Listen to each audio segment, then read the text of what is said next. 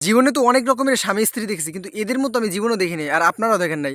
দেখুন স্বামী বাসায় ঢুকে বউকে কি করতেছে, বউর শাড়ি খুলে লাইতেছে, ঘর এলোমেলো করে লাইতেছে। ঘরে মুড়ি ছিল, মুড়িগুলা ফালাই দিতেছে। মনে হয় যে আজকে স্বামীর মাথায় প্রচুর রাগ।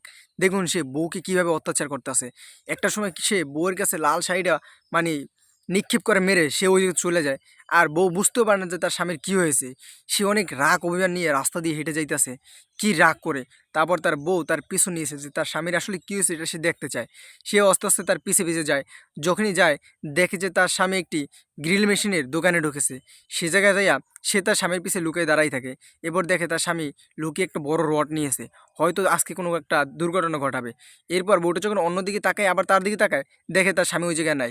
সে তার স্বামীকে খোঁজার জন্য দৌড়ে বাসায় চলে আসে। যখনই আসে তখনই তার স্বামী তাকে বস্তা ভরে ফেলে। এরপর যখনই বস্তা থেকে তার মুখটা বের করে তখনই দেখা যায় তাকে সবাই বার্থডে উইশ করতেছে। এরকম কেউ বার্থডে উইশ করে? আপনারা অবশ্যই জানেন। আর এই স্বামীটাকে কী করা যায় সেটাও অবশ্যই কমেন্টে বললেন।